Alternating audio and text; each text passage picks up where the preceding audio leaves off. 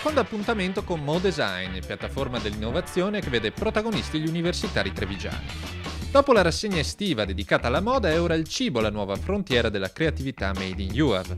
Design dalla terra alla tavola è infatti il titolo della kermesse di eventi, workshop, mostre e convegni che hanno animato in questi giorni il centro storico del capoluogo trevigiano, mettendo sul piatto un tema centrale per l'economia locale, la comunicazione dei prodotti agroalimentari. Il design non si occupa più soltanto di alcune poche tipologie di prodotti, dai mobili alle auto, alle lampade, ma continua ovviamente a occuparsi anche di questo, ma ha il compito di occuparsi di molti altri temi in cui può dare un contributo essenziale per l'innovazione. Una rassegna promossa in collaborazione con un'industria Treviso che ha voluto far incontrare il mondo della produzione con i migliori progetti di design dell'alimentazione creati dagli studenti dello UAV.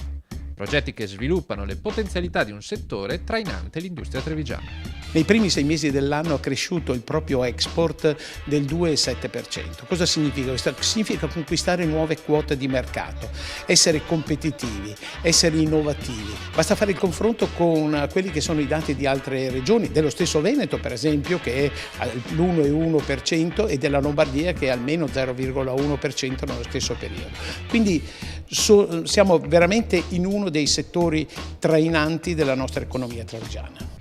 Una scelta, quella del mondo dell'agroalimentare, non solo coerente con i valori dell'economia locale, ma anche lungimirante e attenta al contributo che il design e le imprese potranno offrire a Milano in occasione di Expo 2015, dove uno dei temi centrali sarà proprio il cibo, secondo lo slogan "Nutrire il pianeta, energia per la vita". Credo che avere la possibilità di essere con i nostri prodotti, sia quelli legati al tema dell'Expo 2015 e quindi dell'alimentazione e della vita maggiormente sostenibile, ma anche di tutti gli altri nostri settori, poterli presentare sia a Milano che a Treviso diventano un'opportunità importante. Come Veneto sicuramente saremo su Milano per gli eventi più importanti legati a Expo Milano. Saranno circa 130